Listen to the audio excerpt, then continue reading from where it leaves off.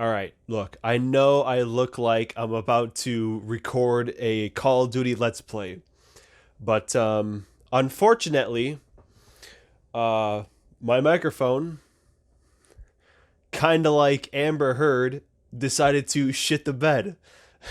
So, um, this is a very temporary setup. The damn thing broke right when I was about to shoot this video. I already bought a new one, but I don't feel like waiting for it to show up to make this because it's been a couple weeks already, and I want to talk about these albums. So this is only for this video, I promise. But yeah, it's time to talk about your albums. Now, I've gotten 21 of them. Um, I originally thought I had 20, but I guess my dumbass decided, or my dumbass forgot how to count. So basically, two of you guys gave me Kanye West albums. Thank you for that. And one of you gave me two Peter Gabriel albums. And like I said, I was like, hey, one album per person. And so I was like, hey, do you want two or three? Which one's going to be? And no response. So I was like, all right, well, let me just do two of them because, god damn it, I'm not going to have Kanye West be the only artist I listen to two albums. So fuck it. Both Peter Gabriel albums are on here too. We got 21 of them. Man, what a variety. I asked for a variety and I sure as hell got it. I got some albums that I hated, got some albums that I've been needing to listen to for a long time. I got some albums that I already heard. Got some stuff from like Argentina. Got some krautrock. Man, just such. I got an album where everyone's dead. Man, it's crazy. It's crazy. But anyway, enough talk. Let's get into it. Let's see who's gonna be the next ranking. But unfortunately, some of these albums I was not a fan of. So I apologize. Please don't take offense if your album is very low. But like I said, so some of these were just rough to get through. All of the lights. And in last place, we have Kanye West, My Beautiful Dark Twisted Fantasy. And this comes from Leonardo Cruz, one of the OGs. Look, man, I tried. I really tried, but the more I listened to this album, like, I wanted to die. But he says, at first I hated hip hop. I was a real fan of rock and metal, but only that. This album, which has a lot of progressive rock influence, Power, Runaway, is extremely great. And even if you don't like rap, you should hear it. This is for people interested in getting into other genres. Vespertine from Bjork is also great. I like more Twisted Fantasy, so it is the one I recommend. But if there's more interest, then this one's next.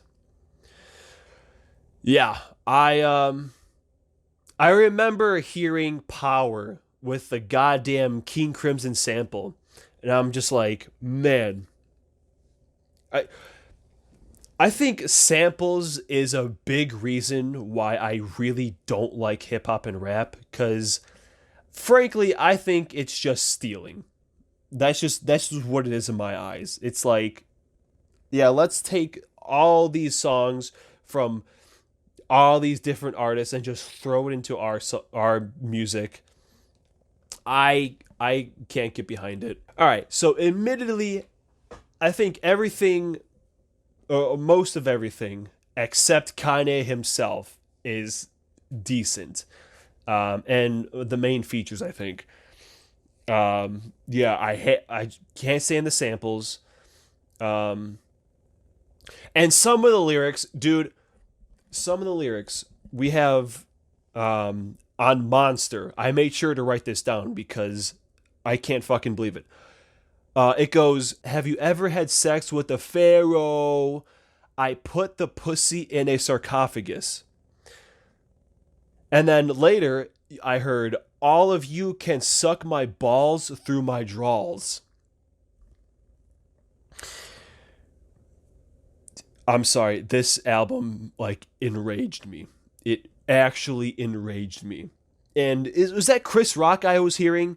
There's someone narrating, or like there's some spoken word. I swear to God, it sounds like Chris Rock. I don't know if it's him or not, but yeah, bro, I can't do it. I can't do this album. I'm sorry.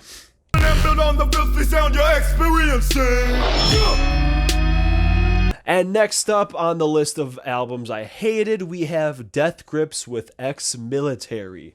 Now, this comes from a personal friend of mine, head of Bucket. It's the first full album from the band. I'd classify them as experimental hip-hop. This album is extremely aggressive and fairly sample-heavy. Probably also a main reason why I hated it.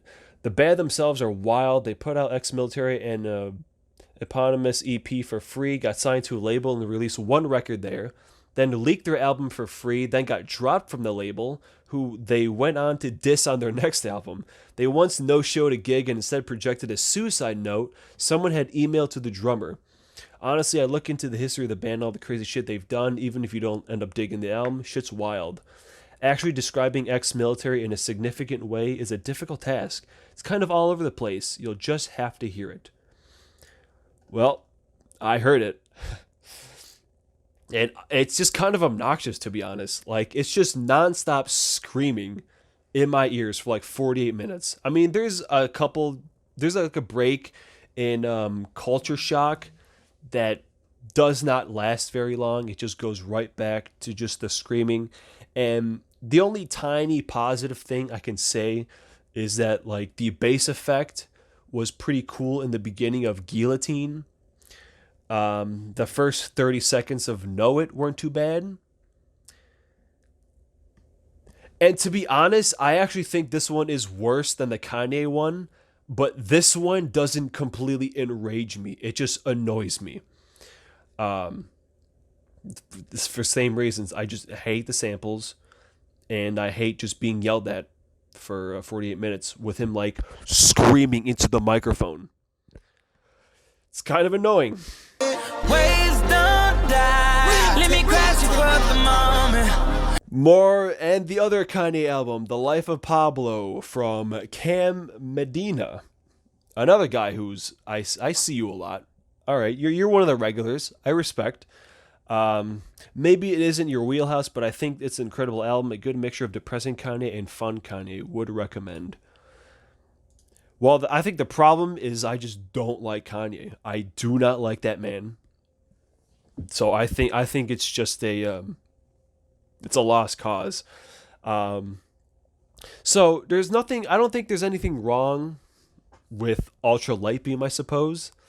And to be quite honest, I think the last half of the album, it's not the worst thing I've heard. Okay, it was tolerable, and then. God, there's there's like a 46-second track which is I Love Kanye. It's such a horseshit track, man. It's just him. It sounds like he was just going through like comments of one of his songs and just reading all the parts where people were talking about I miss the old Kanye, and that's it. That's the whole track. And what's funny is that there's actually a second writing credit on this song to a Malik Jones. It's like, really? He couldn't write that himself? Just going through his like reviews and talking about the people who are bitching that he's changed. Like, you needed help writing that? Really? But yeah, like Waves was pretty decent. FML, Real Friends, I didn't totally hate.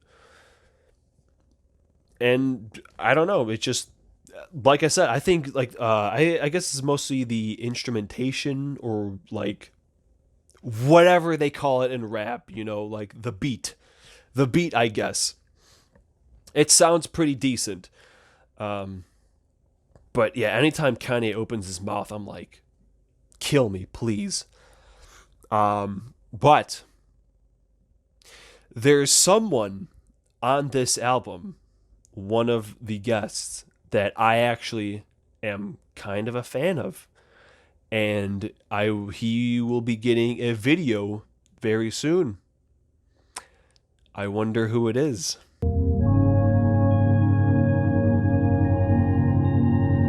All right, next up we have Radiohead with Kid A from Music Person.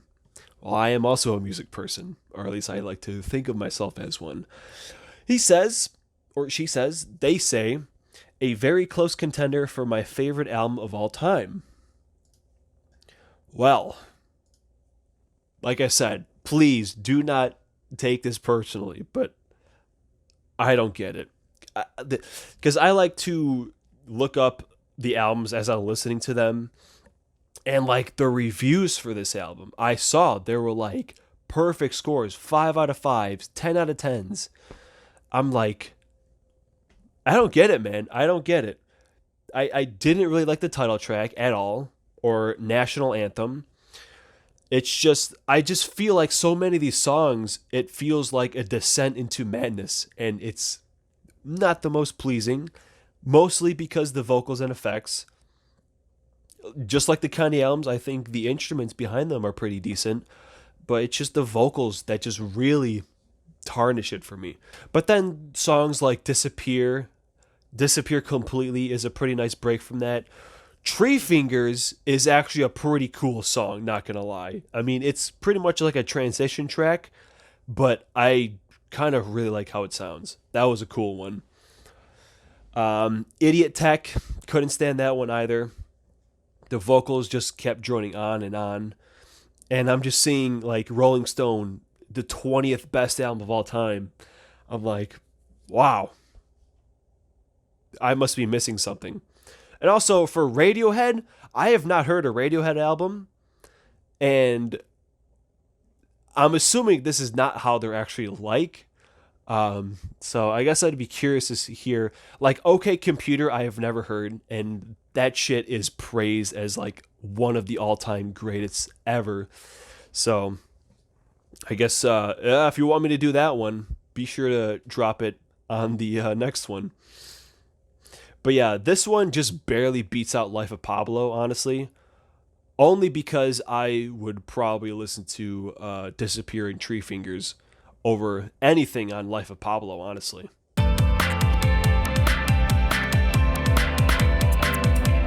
Next up, we have Periphery with Periphery II. This time it's personal, I think, is the subtitle. From James Cross. I like the vocals, no problem, though I don't know if you would like it, but check out Periphery 2. I think you had fun with the rhythms and good melodies. If you like prog and metal, I think you would like Periphery.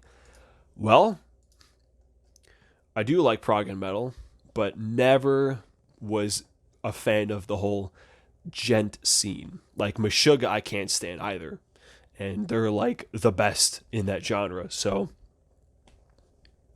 yeah, Periphery is not going to do it for me either. And I think it's the song that summarizes exactly why I can't stand this album is Facepalm Mute.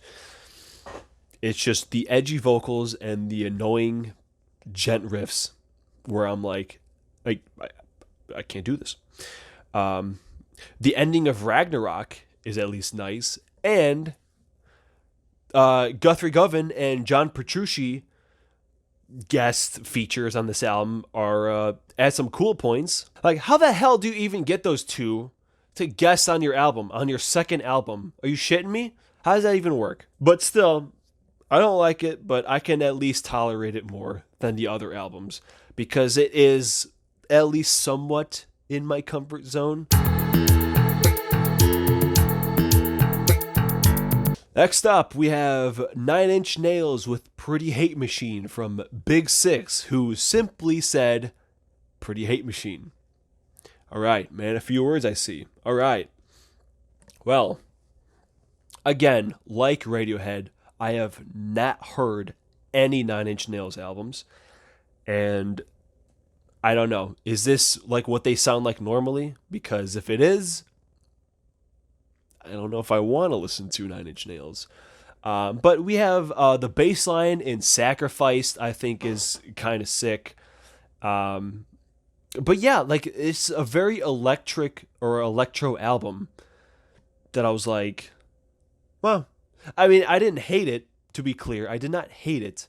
The last track would probably be my favorite song on the album.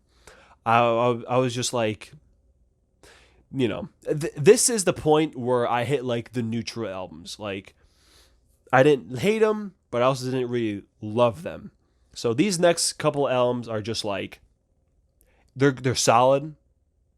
I don't know how often I'd revisit it, honestly.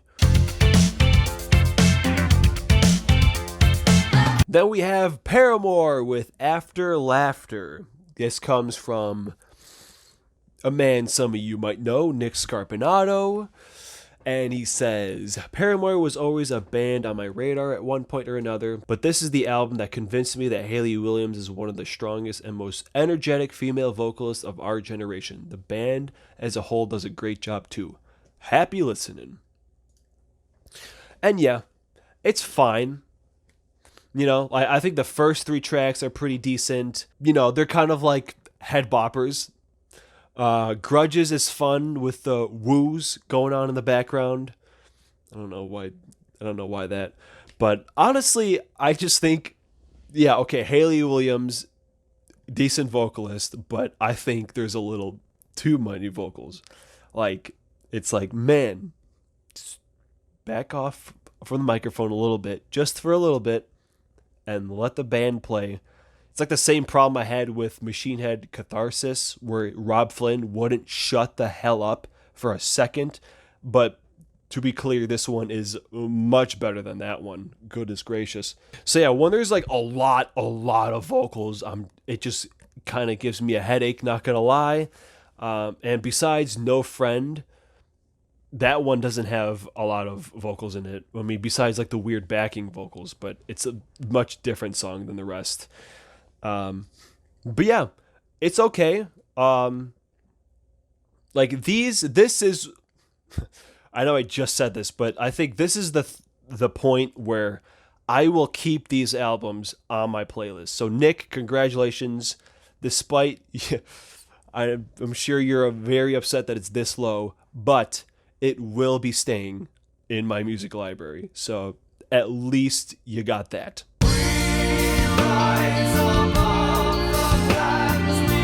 Man, Royan on 13? Goodness gracious, this is going to be a long one, huh?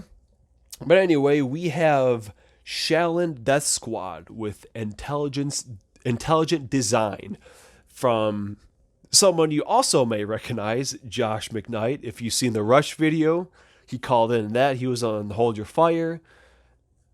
I know he showed up at some point too, but genre music, progressive metal, avant-garde metal, great progressive metal band nobody's probably heard of. Awesome album. And yeah, these guys are very, very underground.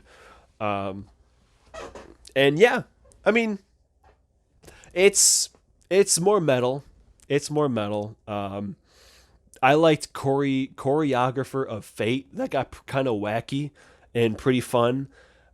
Story Lives Forever. It continues that same idea, the wacky. I guess my only thing is I just have a lot of music already like this. So it's just kind of like, it's another one. It's another metal band that, I can pop out every now and again, but definitely not my favorite one.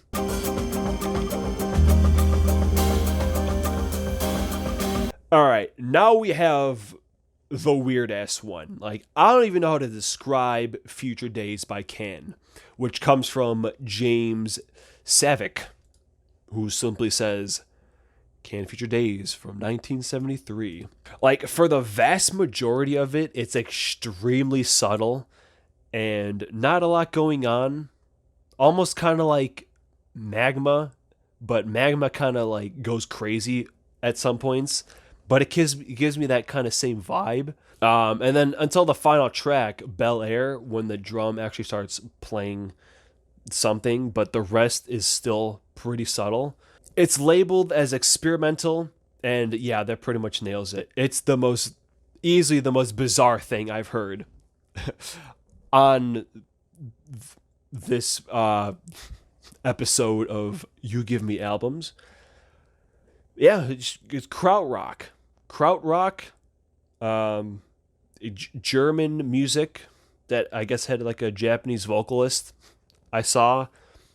And then I was expecting, him to come on and just start singing some shit I can't understand. But no, instead he stayed in the background and said some shit I can't understand. So definitely a cool album, not gonna lie. But it's just the one I didn't even know what to do with. It's over here for originality, because I have not heard many albums like this.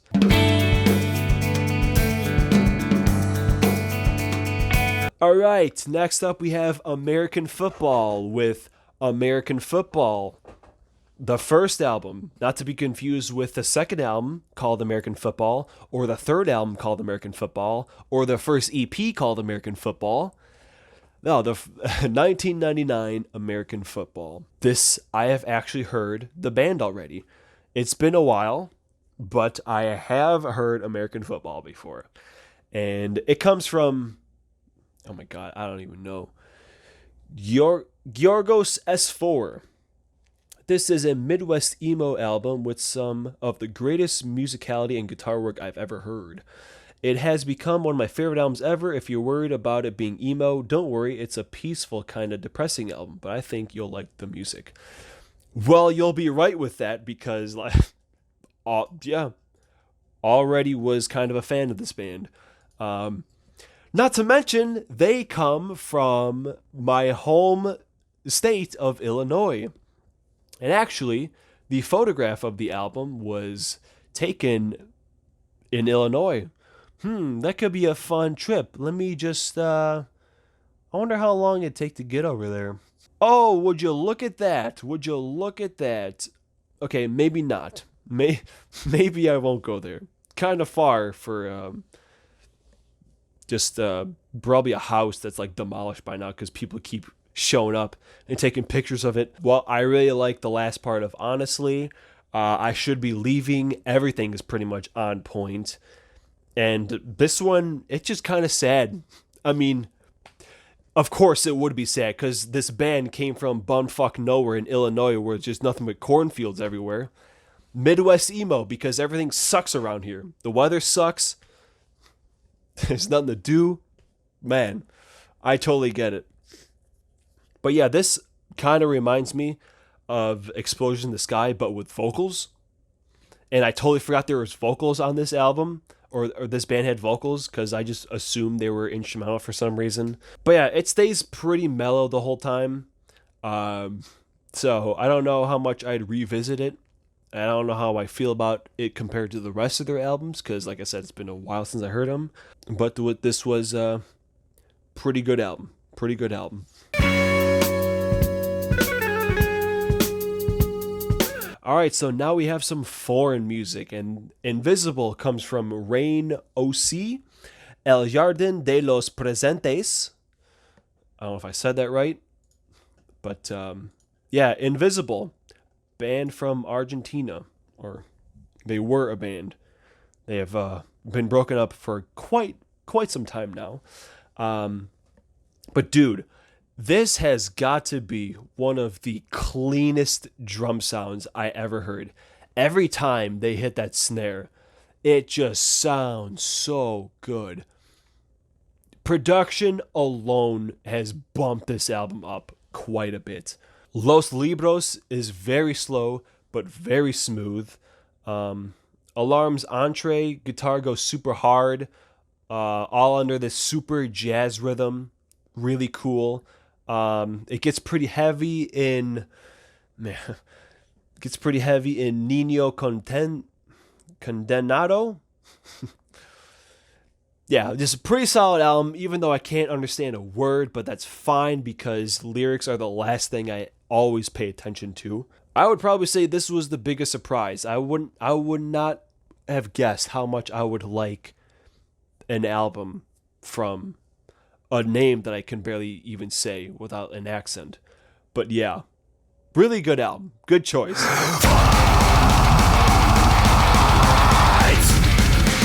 But next up, we have Goodbye to Gravity with Mantras of War from... I'm not even going to try it, dude. Not even going to try it. Razvan. And just simply says, check out the band's story too. Which I did. And if you remember in the beginning of the video where I was like, I got albums from people who aren't even alive anymore. So get this, right? If you don't want to look it up, I'll give you a brief summary.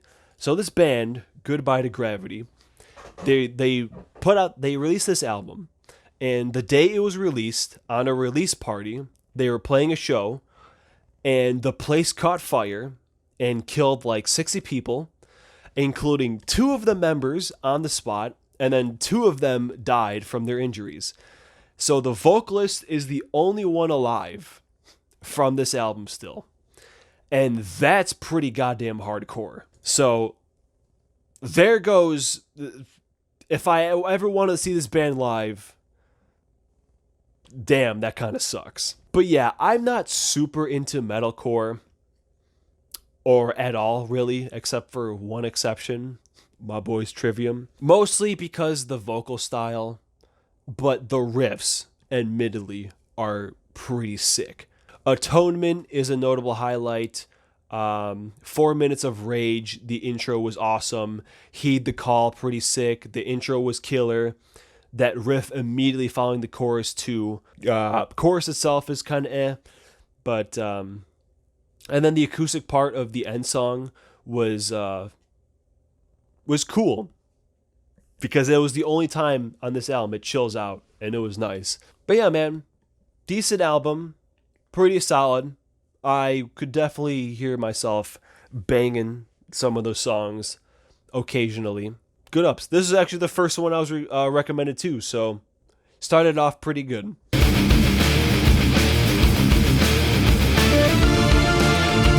Okay, next up we have Riverside, Second Life Syndrome from Rich Pickle 3000. So, Riverside, already heard them. I have been through them because, I mean, how could I not? They are a band from the motherland, Polska, kurwa mać Polska. Jo lubię. Bardzo dobrze, bardzo dobrze. But I would say this one is definitely not my favorite of theirs. It just kind of reminds me of some of like the OK Haken albums. Until you get to Reality Dream. Instrumental, hard ass slaying song, and the next song, Dance with the Shadow, as well. These 2 songs I think are pretty kick ass. And there are some cool moments in Artificial Smile and the title track, but it was mostly those 2 songs that kind of really bumped this album up a lot, honestly. But yeah, Riverside, definitely gonna have a video at some point, just whenever I have time. But yeah, it was nice to revisit bands I've already heard just to get like a little refresher. And now is the part where I give you guys an album, all right? So, y'all gave me 20. I'm going to give you all one album to listen to. So, this one I did not find on my own. This was given to me by old friend Josh. Other Josh, not that Josh, the other Josh. I have like 20 friends named Josh. But he showed me this band called Pendulum. Yes, the album Immersion. So this is, it's mostly like techno, dubstep-ish. There's a few tracks on here that honestly I don't like at all, like The Island Part 2, Dusk, where it's just straight up like dubstep. But if you don't want to hear the whole album, at least look up Witchcraft. Witchcraft by Pendulum. Yo, I have not been addicted to a song like that in a while. I am busting that song out every single day. I am addicted to it. Between like the great vocals, the catchy ass keyboard lick, and those thumping ass drums, Witchcraft is a great song. For all you prog heads out there, The Fountain has Steven Wilson singing on it. And for all you metal lovers, Self versus Self has In Flames on it. So pretty cool. Pretty cool stuff. I also like The Island Part 1, Dawn, and Crush. Those are like my three favorites. But yeah, check it out if you want to, or at least those songs, because they kind of slay. And yeah, funny enough, I actually first heard this band many, many years ago when this weird ass game called The Fantabulous Game. Super bizarre. I don't even. It's just weird, man. It's weird. But there's a part where it plays one of their songs. It's not on this album. It's like Propane Nightmares or something, I think. It plays a bit. And I was like, that sounds kind of cool. But I never looked into it until my friend was like, yeah, you ever heard this band, Pendulum? It's pretty cool. Devin Townsend did a guitar remix of one of their songs. He ripped off one of their songs. What is it? Save Our Now off Epicloud is completely stolen from one of their songs. It's cool. We have all these guys that we like, Steven and Devin, that seems to like them. And even some metal guys like In Flames, which I don't care for too much, but that song kind of rips ass. And not in a fart way, but like it shreds what I'm trying to say. But yeah, be sure to check that out. Let me know what you think. Save me,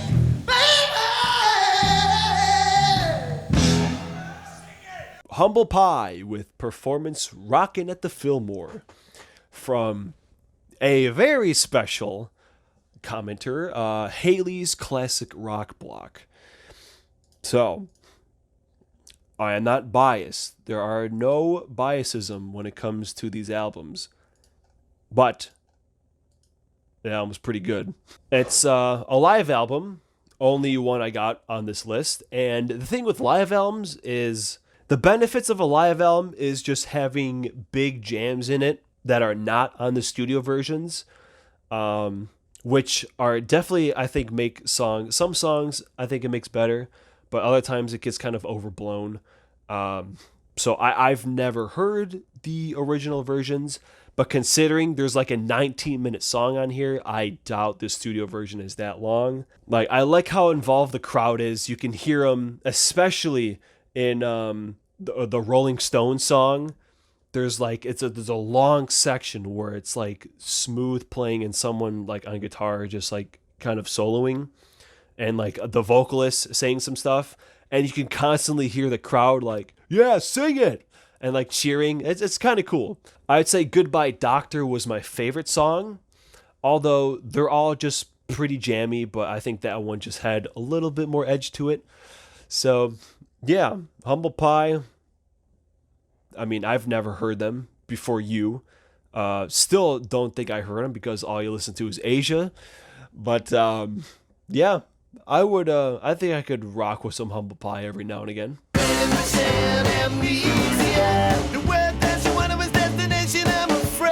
Okay, and now we have Elvis Costello with Brutal Youth from Ignis, whatever that is. I know you as Alex. Yes, this is another one of my real friends, and congratulations. Out of all of my friends, you are the one that made it the highest. So, honestly, why am I even surprised? But anyway, although the thought of you having to go through his entire discography after saying you wouldn't go bigger in the Devin video is in itself a good reason to nominate the album, because, yeah, this guy has a shitload of albums. Elvis's sharp tongue and sharper arrangement skills are absolutely incredible and major contributes to the fact that 45 years in, he's still a force to be reckoned with. This is among one of the first albums I have ever heard, so there may be some bias in this statement, but even after all these years, it still holds up as one of the tightest collections of quality songs that I have yet to come across. And I would completely agree, which is why this is at number 6. Because, yeah, there's a lot of good stuff on here. Never heard of this guy before. never heard any songs, at least I'm aware of. But yeah, man, some damn good songs. We have This Is Hell, which was pretty catchy. I really like the riffs in Clown Strike. 20% Amnesia honestly just sounds like a heavier Beatles song, and that was definitely my favorite one. Yeah, just quite the variety on here. There was a lot of songs that just didn't even feel or sound like some other songs. So it's just kind of like a bunch of different genres in one album, which is kind of neat. My only real complaint is like the vocals are mixed really loud. Like they just extreme, like way louder than like any other album on this list. Like the vocals are so prominent. This would probably just take a bit to settle in for me. Just take a couple listens, but yeah, man. I guess I should also mention that this is the line where like I thought these albums were all pretty damn good. So these are like the B plus to A plus albums right here.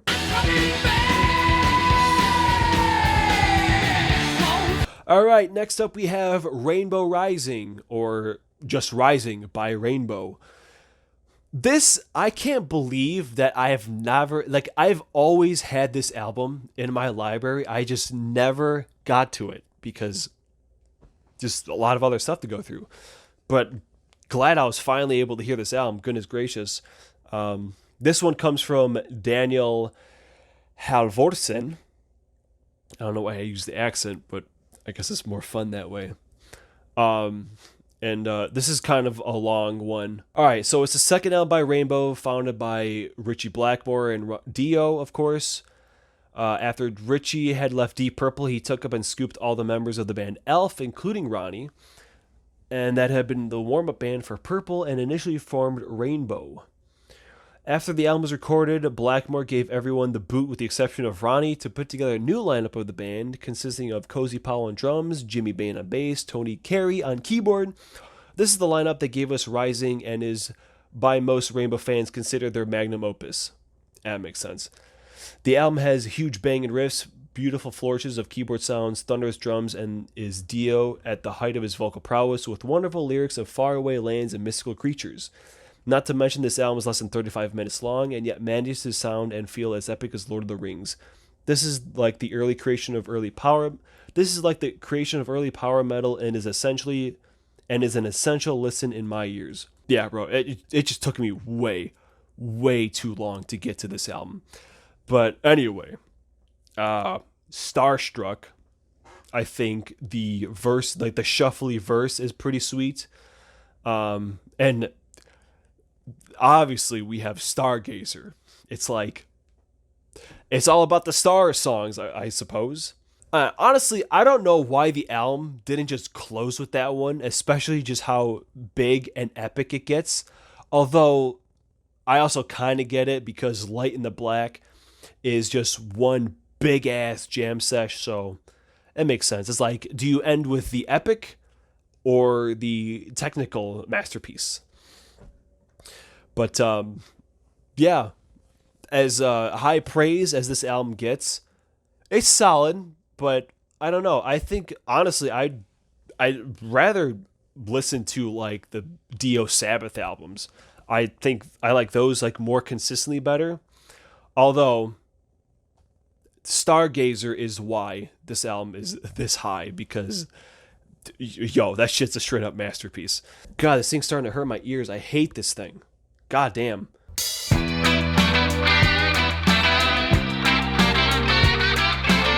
And the final album to make it onto this list was Billy Joel with The Stranger from St. Jonas. Sorry if this is a little late, but my brother told me about this and I wanted to recommend you this incredible album. Who's your brother, dude? Is your brother one of the ones that are commenting on this? Because that makes sense. Also, how about that? I could just imagine someone out there being like, yo, dude, there's this guy on YouTube who's like talking about albums. You want to go give him one? I don't know. I just think it's kind of cool. Okay, so Moving Out is the classic on here that I never knew who it was by. Like, I recognized it immediately, but I was like, oh, this is who made that song. It was just one of those moments. Following tracks are also pretty solid too. Honestly, I don't have any complaints on here. This album doesn't drag. This is a really solid album. I just thought it was just consistently really good. And that's the thing with these like top 4 or 5 where like I just like all throughout it, I was like, yeah, this song kicks ass. This song kicks ass. This song kicks ass. This is just one of those where I'm like, yeah, it's a really, really good album. Excellent choice. It's up in the morning. It's enough to wake. All right. Getting very up high on the list, we have Elton John, Goodbye Yellow Brick Road from Young Nasty Man. Young Nasty Man? You mean like, Man, ooh, take my hand, young nasty man, and we fly. Like that Young Nasty Man? If so, nice. He says, it might be my favorite album of all time. That album helped me get out of my depression. The runtime is a bit long, but is all worth it. Let me tell you, yeah, this was the longest album that I was given. It's like at least 70 minutes or so. It's a double album. And it flew by. Like, man, you want to talk about a consistently good album. Every song was really good. And when it was over, I was like, what happened? I thought this album was supposed to be like really long. And that just goes to show just how good of an album it was. The opening song, solid, but to be fair, they all are. Jamaica Jerk Off was a lot of fun. Of course, you have a Saturday Night for a Fighting, obviously. Your Sister Can't Twist, really good song. You know, just at no point was I was like waiting for this album to end. And funny enough, I found it. So, yeah, it's already in my music library. So, yeah, great suggestion. Goddamn, it just... Honestly, when I saw Elton John, I was a little nervous because much like Elvis Costello, he's got a damn big discography at 31. I wouldn't cheat you out of it if it was number 1. But like I said, I'm kind of glad it wasn't because that would have been a lot to go through. Goodness gracious.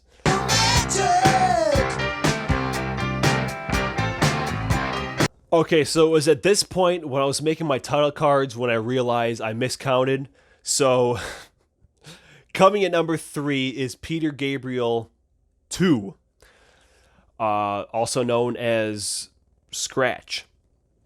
Because like American football, Peter Gabriel decided to be a joker and self-title his first 4 albums. So they just give him nicknames. So we have 2, also known as Scratch. This comes from Davies Cinema Flicks and Music Picks. Rolls right off the tongue. You did his old band, but see what Peter did next. Solo work is brilliant. And considering it's at number 3, I kind of liked it. So we have White Shadow, has a pretty kick-ass solo in it. Animal Magic and Perspective are pretty fun tracks. Even the softer ones like Mother of Violence, I thoroughly enjoyed. It's weird how I have more stuff to say about the albums I hated versus the ones I love, because it's like, at this point, I just liked every song. So I'm just giving you my personal favorites. And much like Elton John over here, look at that. Already got it. So, already in the collection. Peter, those are the only 2, by the way. But I do plan on getting all like these like top 8 or so. What else can I say? Peter Gabriel, if his solo stuff is like this, I probably would like his stuff even more than Genesis, to be honest. And at number 2, back-to-back Peter Gabriel's with number 3, aka Melt. Dude, I don't know, man. It's just fucking really good. It's just really good. Start, for some reason, really caught me. It's just like a minute interlude. But then, oh, the sax and the organ together just sounded so good. And that leads right into I don't remember, with that sick ass Chapman stick. Honestly, this album is just like Peter Gabriel featuring King Crimson, and that's really cool. It's the exact same thing as number 2, but this one I think is just a little better because there's just a couple more tracks that stood out to me. Family Snapshot, Through the Wire, Not One of Us, even Lead a Normal Life, which is super mellow, completely slays. Okay, I'm gonna be honest. So, this Peter Gabriel 3 might actually be my favorite album on this list, but I've been cooking this idea in my head for a while now.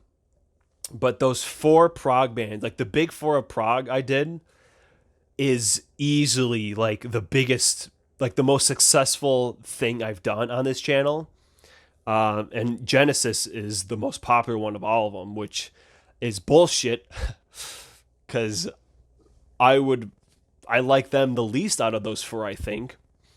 But anyway, I actually wanted to revisit this series, but do the solo works of the bands.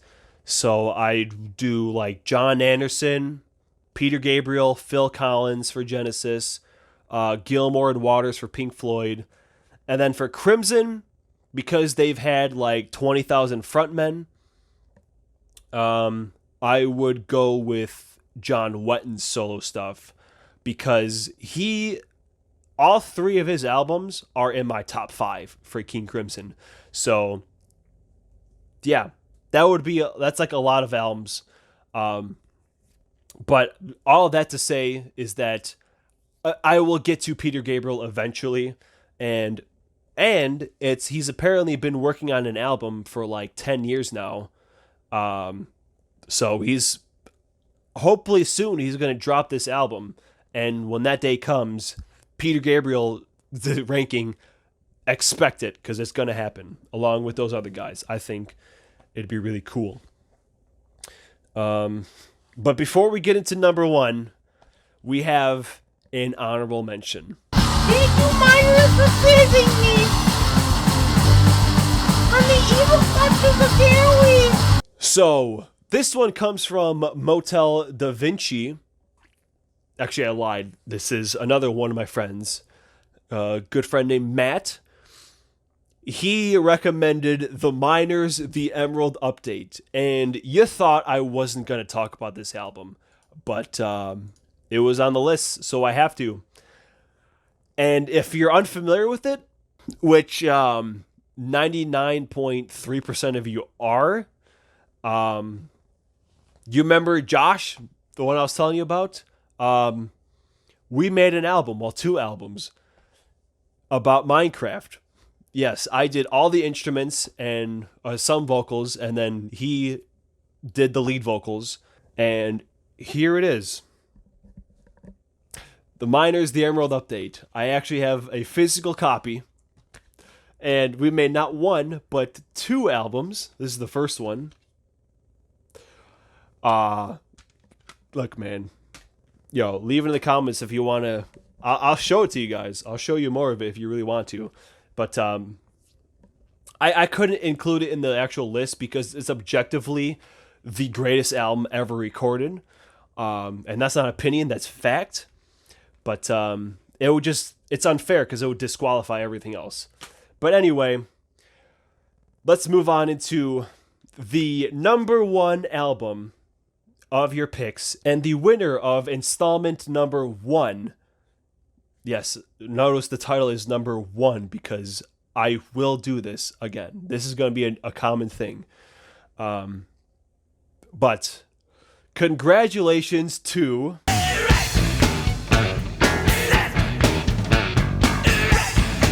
Primus, Sailing the Seas of Cheese from Jake H. So, this was actually your alternate choice. And the reason I went with your alternate and not the Pineapple Thief is because like you said, Gavin Harrison is on it.